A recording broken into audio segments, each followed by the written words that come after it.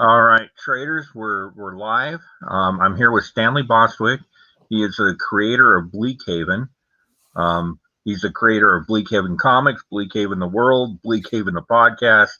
He is BLEAKHEAVEN. Um, and it's a local Utah self-published comic book. And we're coming up. We're about to have an event this weekend, and I wanted to bring Stanley on, and hopefully we'll be joined by some of his creative team to discuss their input into the book and maybe a little bit background and what it is that brought them into this crazy world of comics. But welcome, Stanley. Glad to have you here. I'm happy to be here. Thank you for having me. All right. So BLEAKHEAVEN, and I just want to give a little bit of background that we did an audio podcast last night with your team, Birdman. Yep, he does a good job on those. He does a really good job. He's a great interviewer. He really is. He's doing an outstanding job. But you can listen to the BLEAKHEAVEN podcast. Where can they get in touch with the BLEAKHEAVEN podcast? If they just Google the official BLEAKHEAVEN podcast on any of their preferred podcast services, we're on Spotify, we're on like Google Play and the Apple podcast. So we're on all the main podcast distributors. Okay. So it's actually much like your book is, and we'll get into this, but it's very well polished and something that I can. You've only got like 5 or 6 episodes of the podcast up, and they all sound very professional, and you guys have done a good job putting that together. So I did that with you folks last night. And we have an event coming up this weekend, and I wanted to have you and your creative team on as soon as possible so we can kind of talk about that and let people know what we're going to be doing. But let's give them a little bit of background here. So BLEAKHEAVEN, how long have you been working? And I want to focus on just the comic book. How long have you been working on this comic book, BLEAKHEAVEN? So on the first book, we spent about a year working on it, and that's just mainly because I've never had any experience editing or creating a comic book before this point. I've always been a fan. I've been a huge fan of comic books, my entire life. So it's something that I've always wanted to do. BLEAKHEAVEN as a concept itself, the world and the story, I've been working on for a little over 3 years now.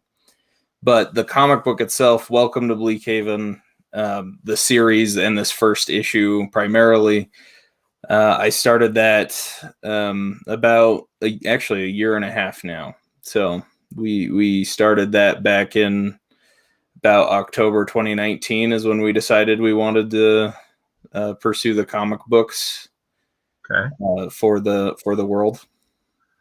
And So a couple of years ago, you decided that you were going to create this world as a comic book. Now, your brother Josh is the artist for issue 1. So obviously, not hard to find that artist. And if you listen to the podcast, I gave some background that he's an actual artist. I mean, he's into fine art and sculpting and art. So he does all sorts of stuff. I think sometimes he feels like he does too many different things, but he does fine art. His comic book art has always been my favorite. He does a lot of cartoonist stuff too. Okay. But his comic book art has always been my favorite. And that's when I imagined the world of BLEAKHEAVEN, his art was what I envisioned these characters to look like. Originally, we wanted to do an animated show because I have much more of a film background than a comic book background. Right. So that's what we wanted originally, but that's a lot of money, a lot of time, and a lot of what ifs. So we decided just to do the comic book first. And so initially for the comic book or for the TV show, I had Josh do the concept art, and Josh ended up doing all the concept art for us a couple years ago. And then when we decided to do the comic book, I approached him, and he agreed to do the first issue. Okay. And he's done a great job, and I'm hoping to get him on camera and we can discuss influences and things like that, because with my extremely long background in comics, I can see some influences there. I can see some Kirby in there for sure. Yeah. And some of these greats from the past, some Liefeld even. How did you find Rufus? Now, Rufus is the artist for book 2, the second book. How did you find Rufus? Well, Josh and Rufus have been friends for a long time. I believe they met in around 2012 or so. So they've been friends for a long time. So I've known Rufus for quite a while. We'd bump into each other because him and Josh would have they would invite each other over to each other's houses. So whenever Josh had a party or anything, Rufus and his family would be there. So I'd talk to Rufus. I used to go in to where they worked together, and I met Rufus there. Later, I became an employee of the same company. I became an editor, and then I got to work with Rufus a little more closely, and we just got talking about it. Josh and I were working on the first book, and Rufus was super excited about it. So I talked to him about doing some work with it too. And he loved the idea. He loves the world, and he decided to help out, and his art has really added to the fleshing out the world and bringing it to life. Well, and you really get the collaborative feel as well. It was funny. We actually had spent 4 or 5 hours together last Saturday at a toy show. Yeah. And so Rufus was there for a few hours. You were there, and we just talked about comic books. We talked about the comic books that we grew up reading and influences and things like that. And I can really see a lot of that, those influences in his artwork. But one thing that really impressed me is I've worked with in and around the comic book industry for quite some time. As a creator, one thing that I think kind of sets you aside and probably lent to such a fantastic product with this first book, at least, is you own it, but you don't control it. You've got a very collaborative storytelling style where your artists contribute. Your wife is a co-creator as well, correct? Yeah. The BLEAKHEAVEN wouldn't exist without Cassie. She helped me get the initial idea going. I had the idea, 2017, like mid 2017, and then I talked to her about it, and she helped me grow it, and she wrote the main story along with me, and now she's working on her own books as well. For me, I don't like controlling it because I don't feel like it's just mine. Like I feel like I'm facilitating it. I don't feel like it's mine. Right. And I know that it wouldn't be very good if I'm the only one contributing. And so I put my best into it, and I do my best to foster everybody else's creativity along with me and collaborating with the process. It's been interesting working with Josh and Rufus on the books because they have completely different collaborative processes or whatever. Rufus is he makes sure that everything looks good and is great, and I'm happy, and Josh kind of just does what he wants. But in the end, we can still work it out, and it looks amazing. For me, as the head editor of BLEAKHEAVEN, or an editor of these books, I feel like it's my job to simplify the things as much as possible, and then provide the artists the most important information and let their creativity run wild and fill in the blanks. So, kind of what we're going to pedal back for a second here. One thing that you had said is, and I wasn't aware of this, I knew that you had a plan going forward, that you have a vision of a larger world that this book is set in. And somebody that picks up this first book will definitely get that feel. You feel like you, in both book one and book two, you're inside these close confined spaces, but you know that there's a larger world outside, and you've made that pretty evident. How far have you gotten into developing not the world but the story? Do you know what your end is going to be, or is that something that's ever evolving for you as we take this trip? It's an end. I know I have an end in sight. So I still want to do that animated show. I've got my heart pretty set on it. So that's a someday thing. And if we can't do it, I'll be doing that story in a comic book form. But that was the main story that was written out. And I kind of had that, if we're going from a TV show standpoint, I had 2 seasons written out. Okay. And so basically the way BLEAKHEAVEN started is I had a really good idea for an ending.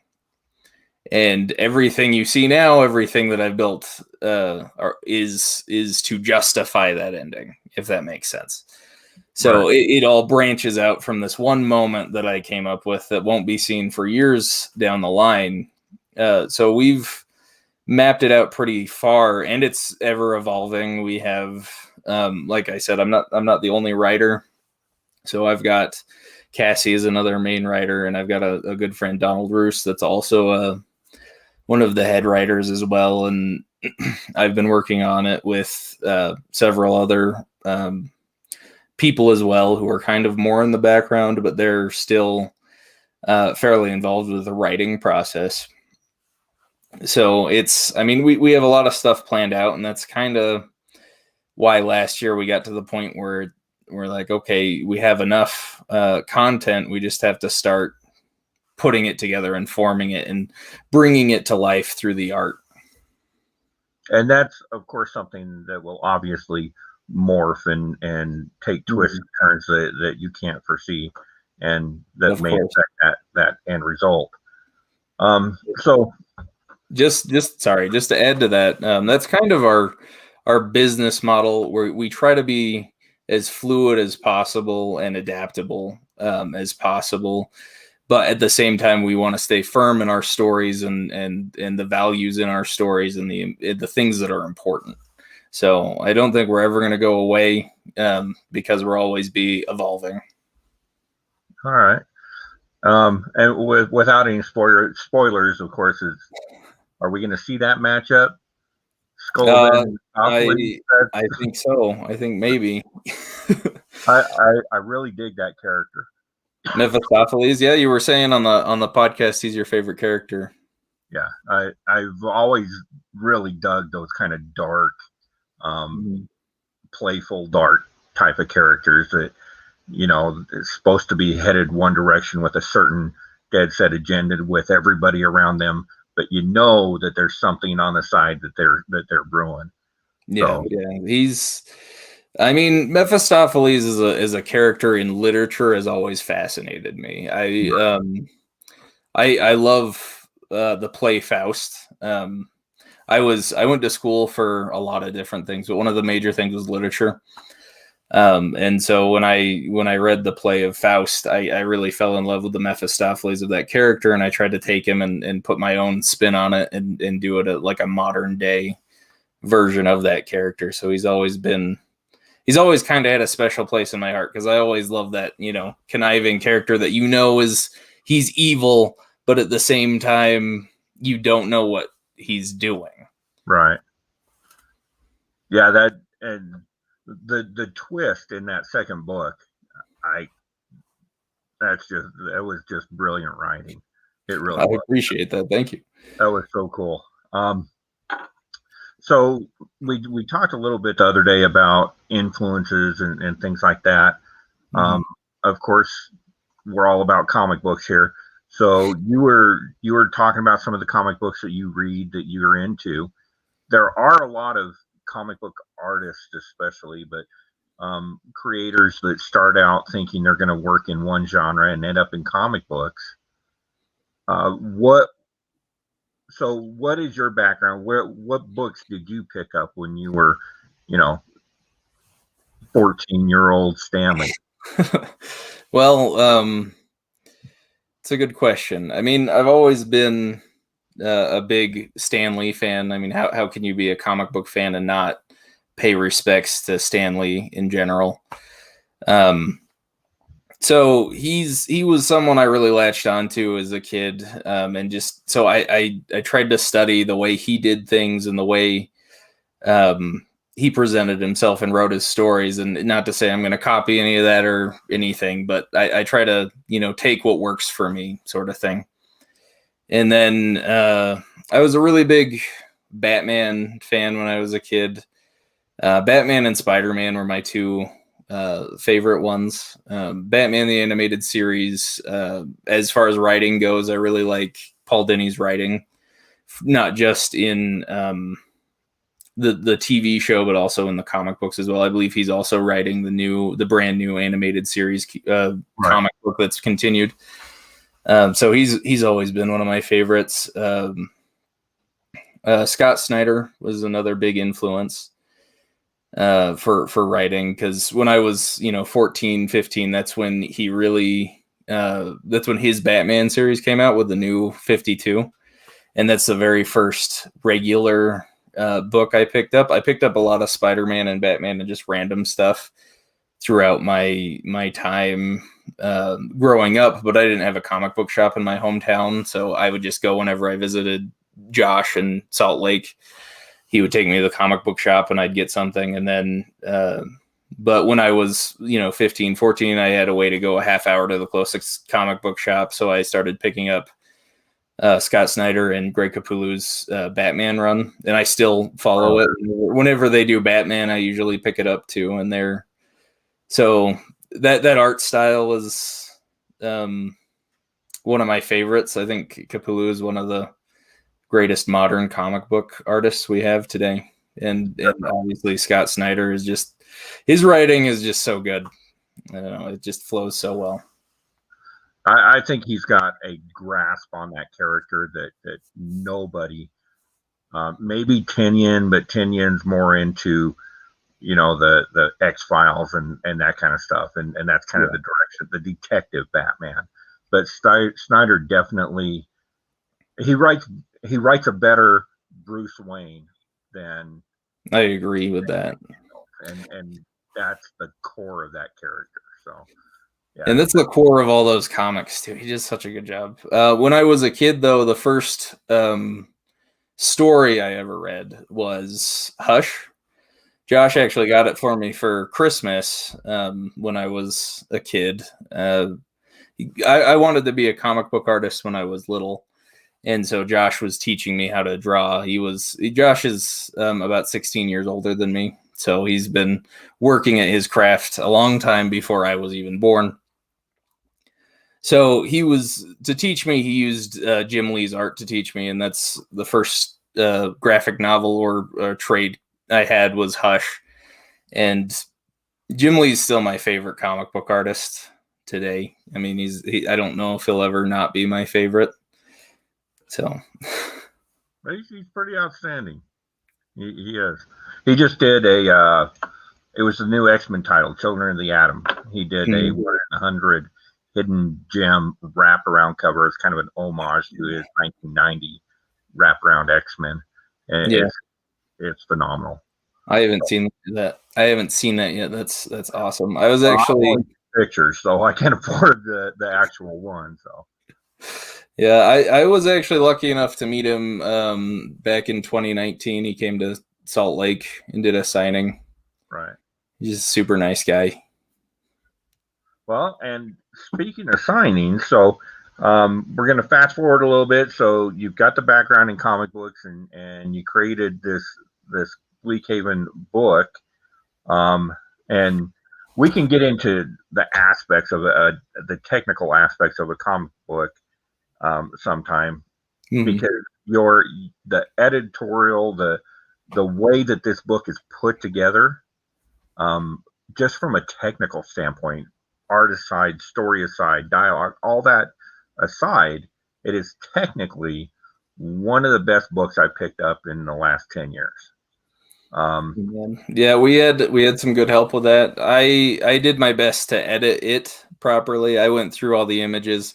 The artist did a fantastic job formatting and everything, and then I just, went in and did a lot of touch-ups and made sure everything was good. And then we had we had a printing expert, so not a printer, but somebody who knows everything about printer. We were put in contact with him. One of our good friends it's his brother, and so we went through him, and he did an amazing job telling us what to do and what not to do, and so we had some extraordinary help there. All right, Rufus, how's it going? Good. All right, so we got Rufus with us now. Rufus is the artist for the second book that we were just speaking about, and we'll get into some of his other work. And I'm glad you're here, because I wanted to kind of show this off. So last weekend we were at the toy show, and Rufus spent about 3, maybe 4 hours with us, and he was doing some just on the fly, sat down and draw some stuff out. He drew a picture of my daughter, and she's like been telling everybody how extremely cool that was. But I want to show off this piece that he did for a customer. Not the greatest picture in the world, but we happen to have one of the Star Wars blank covers on there, and he knocked this out in probably 15 minutes tops. Like it was pretty quick one. So just wanted to show that off to everybody and give you an idea of the talent level that we have on this book. Like it's easy talking to Stanley about it, and because he's the word guy and he can just talk and make it sound, make it shine. But you have to visually see the work that these gentlemen did on the interiors and the covers of these books. They're spectacular. So I'll just throw it to you, Rufus. Same question that I just got done asking Stanley. We were talking about comic book influences, not any other medium, but just comic books alone. What's your background? What's your influences to your style and your style of storytelling? Growing up, I've read a lot of Spider-Man, Superman. A lot of the the superhero stuff is what I really gravitated towards. One of my favorite artists growing up was Alex Ross. What he did with gouache. I mean, I never knew what gouache was until I encountered his work, and just a fascinating individual as well. I have an art book of his that talks about some of his humble beginnings, and just I really loved how he encapsulated just the classic essence of these DC characters. And like Kingdom Come was what really drew me in, and just it really struck me the level and the amount of storytelling that the artist really has in comic books. It is a relationship between the writer and the artist, but right. There's so many different little nuances that the artist can put in that may not have been put in the script, but it can reinforce the story. So Alex Ross, big one. And as I got older, I acquired a taste for Mignola and his Hellboy series. I started learning that stylistic choices can really enhance the story experience. Because at first, growing up, when I saw some of the first drawings of Hellboy, I didn't really get it as a kid. I'm like, this isn't accurate at all. Like, where's the detail? Like, how's this guy getting away with this type of style? And then as I got older, I started to appreciate what he was putting behind it, because he can draw really detailed stuff. I mean, some of his earlier work is just amazing. very detailed. But yeah, I still love his work, and I love, I'll love whatever he puts out, if anything else, for aesthetic value. One more is Mobius. Um, Oh uh, yeah. when I discovered his work, I mean, man, I mean, just dumbfounded by the level of not only talent and range, but just the amount of influences that he helped inseminate with his work. I mean, he helped do a lot of concept art for Tron, Alien, a lot of the stuff that we take for granted. He was one of the guys they tapped into because his imagination was just out there, and I love what he does with very simple line work for sci-fi and things. And there's all these great giants that I wish I could meet. Some of them have passed on, but their influences remain, and I still gain a lot of inspiration from these artists and many others. Well, and it definitely shows. Now, Rufus you're the one that drew. We teamed up with BLEAKHEAVEN, myself and Greg from Black Cat Comics, to do exclusive covers for this first book. I don't know if the audience is familiar, but back in the day, there was a book that kind of set this trend. It was called Marvel Comics Presents. I don't know if this is something you had in mind when you created the format, but Marvel Comics Present did the same thing with the flip book. Mm-hmm. So you would get, I was hoping I would have one of your A covers. I should have kept one handy, but so you would get your Marvel Comic Present, and it would have a Wolverine story in the front. So the first half of the book was Wolverine, and it was serialized. And that's when you first learned about the Weapon X project and what Wolverine went through to become the man that he is and that type of stuff. And then you would flip it over and read from that side to the middle, and it was a different story. It was always Wolverine on the front, and then you'd have Ghost Rider did one for a while, and there was some Power Man and Iron Fist and that type of stuff. So when you guys created BLEAKHEAVEN, you did the same concept. Now, did you know that about Marvel Comics Presents? Not specifically. I had seen flip books before, which is, it mostly came out of the problem where we only had these really short stories, and I didn't want to sell books that small, so I just decided to combine them into a flip book. And just seeing flip books before have, influenced that decision, but it was more of just a solution to a problem at the time. All right, so this is the Black Cat Comics and the Rogue Trader exclusive, and you flip it over, and there's the Rogue Trader on the second half.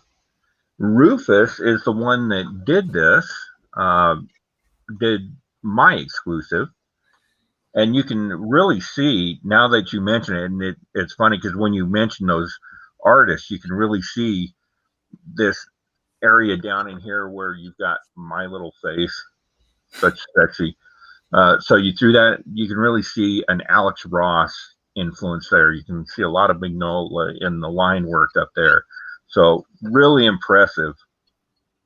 Thank you. It was fun. Yeah, it was like, for a shop owner to get your first exclusive is, that in itself is just a huge deal.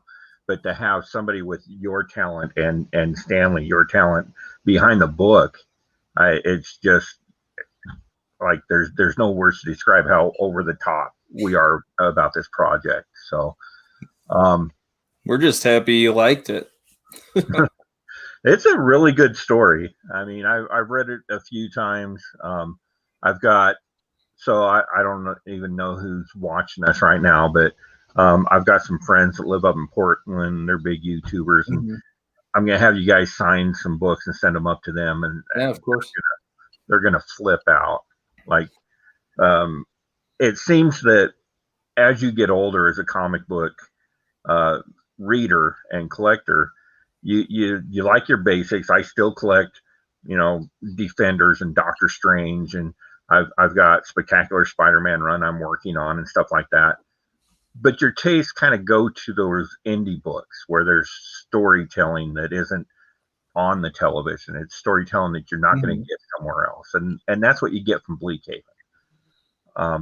Yeah, that's something we put a lot of time and effort in, and I appreciate your comments about the book and everything, because like you mentioned earlier that you felt the bigger world, and that's really what I wanted to do with Welcome to BLEAKHEAVEN. Is it's not necessarily one character, but it's a whole universe, it's a whole feel that I'm trying to introduce, one bite at a time with these Welcome to BLEAKHEAVEN stories.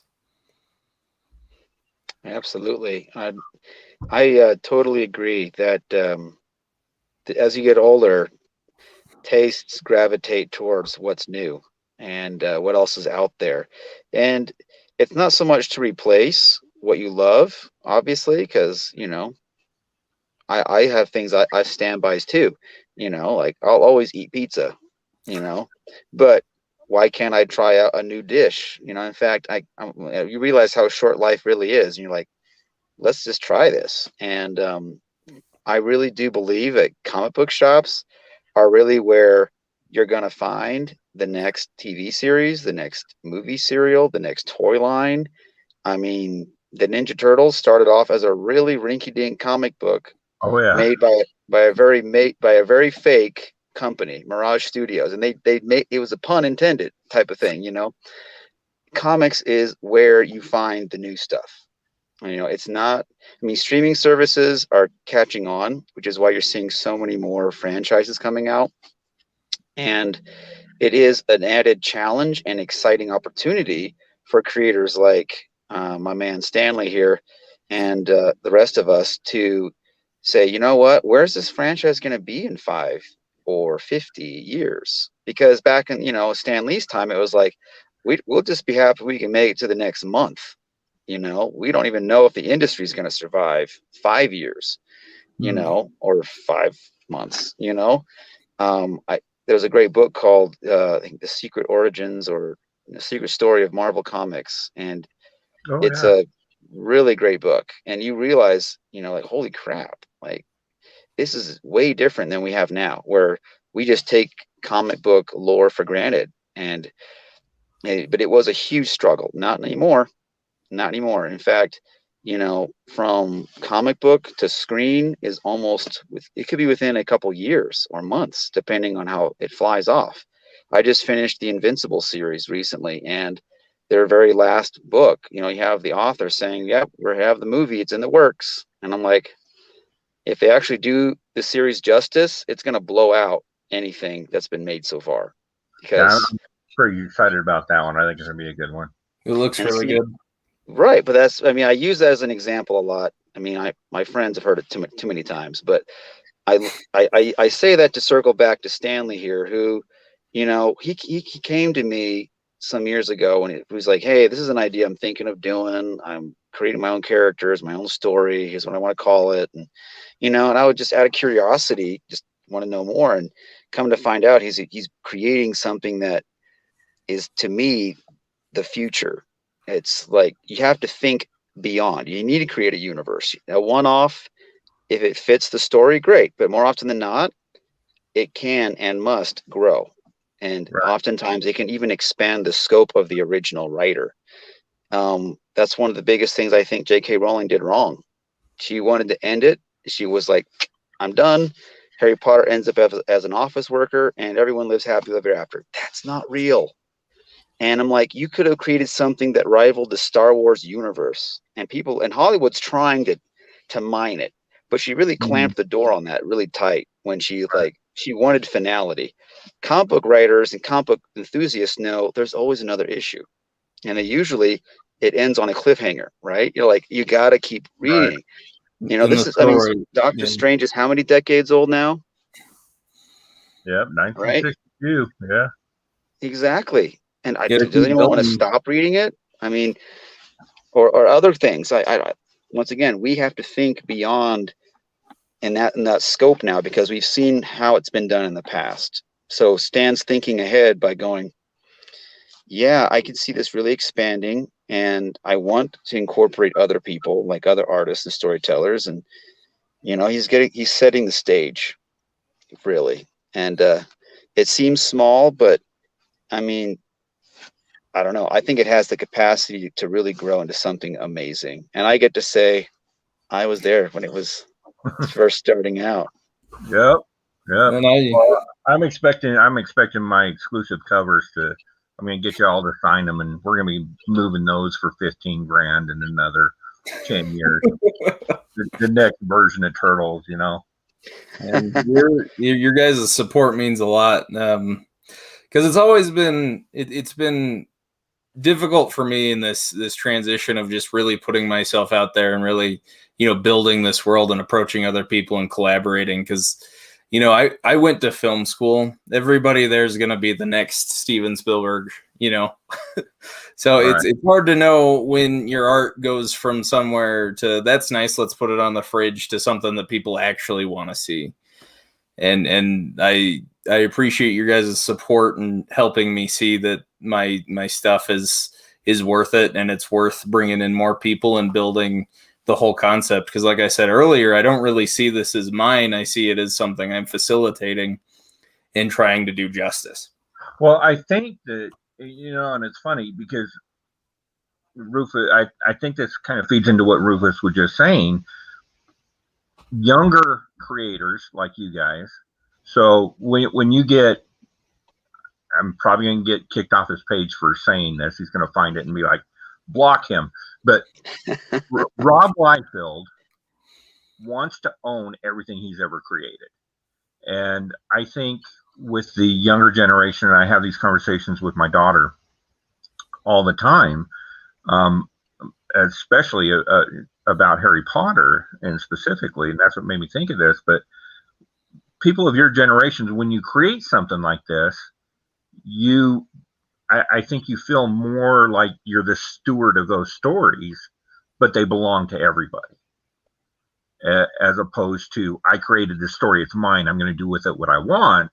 You're creating something, putting it out there, and it belongs to everybody. You're just the steward of that and the caretaker of how that's being facilitated. And I think Totally. That's the reason why when I first picked up BLEAKHEAVEN, and I'll be completely honest here. So I picked it up and I was looking at doing an exclusive cover with either Scout Comics or Aftershock. And it would have been more expensive for me, of course. And I was looking at building up to that. And I saw BLEAKHEAVEN and I read the story and I really liked it. And I liked it technically and I liked the artwork. So then I contacted you, and you made, in that first conversation, you said something about, and when we get the, I can't remember how you put it. It was like when we do the animated series, right? And to me, I was like, oh, okay, why not? Why not do it? This makes sense to make this into an animated series. It makes sense to make novels and to make a world based around these characters. Because really, and Stanley, you had mentioned this before in our conversations, but you had said that your background is not so much in creating something out of the blue, which you've done a fair share of, but you want to bring back characters like Mephistopheles that have existed before into a new canon, into a new world where new readers can get acquainted with those classic characters.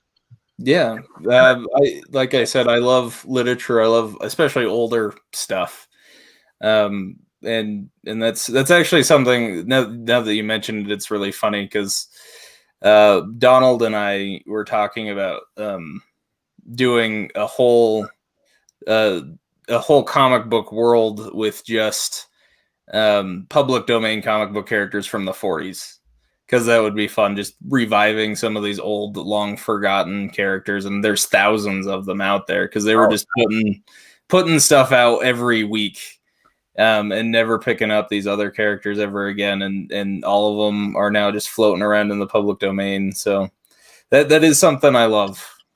Just told my idea, man. Dang well, it. it's a good thing you're here, Rufus, because you can help us.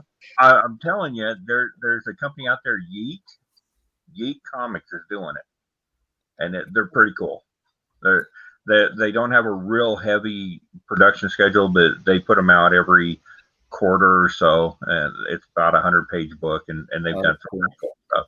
I think a lot of what they're doing is reprinting original stories. So, Oh, that's way cool. We'll have to look into that some more because there's some really interesting characters out there, and that's one thing that I've always been a huge fan of. Obviously, is character creation and character development, and seeing what we can do with certain characters and exploring new, unique ways of telling classic stories. That's one of my favorite things to do is take an old trope or take an old, tired old story and then do something fun and new with it. Right. All right. So, I promised you guys we weren't going to be too long on this, and my wife needs the bandwidth for a meeting in a few minutes. So, what we got coming up this weekend? We've got the Rogue Trader, and Black Cat Comics exclusive covers. That is the Rogue Trader exclusive, and then we've got the Black Cat Comics exclusive. This Love one that. was drawn by Josh. I really dig this one. You guys both did a great job on that. Yeah, both of them are just out of the park cool. Oh, I never noticed the tentacle. That's badass. Yeah. Anyway, like you look Yeah. at these covers and there's something new, like every single time. Oh yeah, That's- Josh is a genius. Well, that's something that Josh and Rufus both do, is like they pay attention to that fine detail, and it really makes it feel more full, basically. Like Josh in the Skullivan, there's the cathedral. He designed the whole cathedral. He designed the stained glass windows, and he just did an amazing job. And then in Rufus's, I remember, like, I knew how great they were going to do at this when I was looking through the first few pages that Rufus sent me, and there's a cubicle scene, and in the background there's just this like, there's no Iron Team in the background in his cubicle, and just all these soul crushing corporate things. So they both do a really good job at like really bringing the world to life. It's those little details, and they understand it's those details that really make this place believable. And it really does. Like I said, just some fantastic, and Rufus, your visual storytelling is just phenomenal. Like I was. Well, thank you. Every panel is spectacular. Well, thank you very much. It's been a lot of fun, and we want to make it relatable. I mean, I'm sure there's a lot of people who would go, well, yeah, I mean, who hasn't thought of joining a cult after staying in the cubicle, you know? I mean, at some point, it crosses your mind. You're like, is the job really worth this? I don't know. But a cult, however, that just makes things up. I like that whole twist. That, like, you guys got to read this story. That Church of the Morning Star is like the coolest comic that I've seen come down in a long time. So, but anyway, so we've got this going on. The creative team's going to be at Black Cat Comics this weekend, and okay. So they're going to be at Black Cat Comics this weekend. It's going to be at 2261 Highland Drive. I believe it's actually Sugar House. They're in the Highland Shopping Center. That's Greg's store. He just expanded the store. He's got a sale going on for his grand reopening, 25% off of back issues. And we're going to have a couple other creators there. Derek Draper is going to be there. He's excited to meet you guys. And we're excited to meet him too. He is the creator of Harold's Journey, our second exclusive. And so if you're interested in finding more about BLEAKHEAVEN, you can go to BLEAKHEAVEN.com, and that will get you to their website. What did I just do? Okay, so this will get you to BLEAKHEAVEN.com, where you can shop for, they've got their A-cover comic books, they've got t-shirts, they've got posters. You can get a big old poster that Rufus has drawn up. Yeah, we've got the poster right behind me. That's the one. A couple of them we have back there. Right. We also have. I just added this, but we also have mugs as well. Nice. Very nice. Those So have been fun. This, of course, helps support these guys and getting their books out there. And you can pick any of these up at roguetrader.com, the roguetraderutah.com. You've got the exclusives. We're going to have signed variants available. But, come on down Saturday, meet the guys, have them sign your book. We've got everything set up so you can send them in to get graded, the whole 9 yards. So if you want some exclusive books from these guys, some exclusive art, and Rufus, you're going to be doing some artwork there? Yeah, that's the plan. Josh will be doing commissions there too. We also have a photo booth. You can get your picture with Scullivan there too. So we checked inventory. I sold out of just about all of my blank covers last weekend when Rufus was doing them.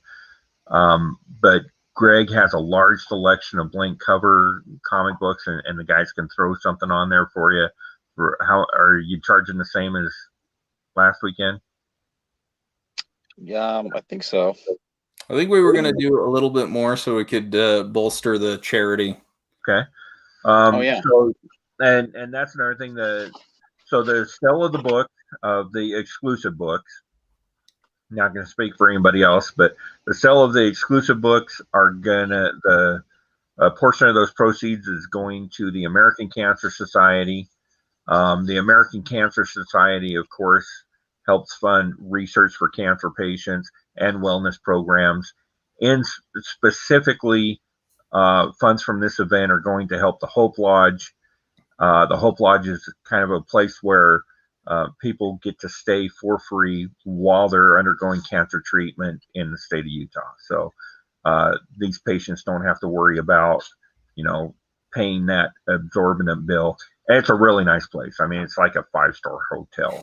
It's really nice, and they get to stay there for free while they're undergoing treatment. So that's we are also working on getting our website set up. So this weekend we'll also have funds from anything you buy off the website or at Black Cat Comics. A portion of that will go to the American Cancer Society as well.